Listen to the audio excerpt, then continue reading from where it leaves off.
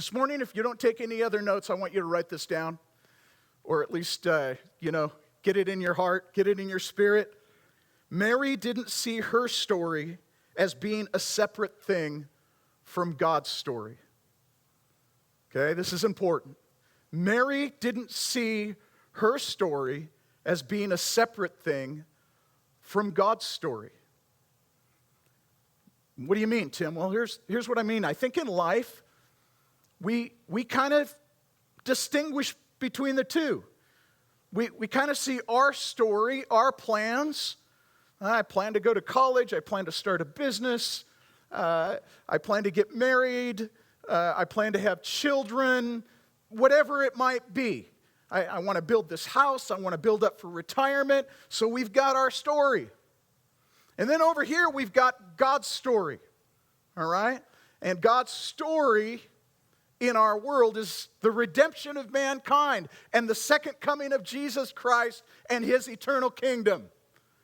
Right? And so we got God's story, we've got our story, and in our minds, if we're not careful, we will think these are two different things. And we'll think, well, once in a while, I'm going to slip over into God's story, and God might ask me to do something, and I'll be willing to do that thing as long as it's not too difficult for me to do. And as long as I don't have to sacrifice too much of my own story to be a part of his story, once in a while I'll step over into God's story. But then as soon as I'm done doing that thing, I'm going to get back with my plans again.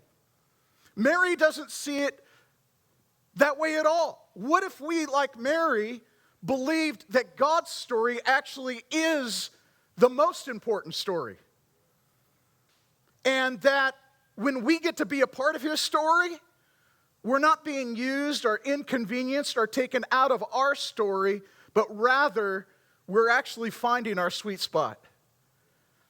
And we start seeing our lives as being lives that Jesus paid for on the cross.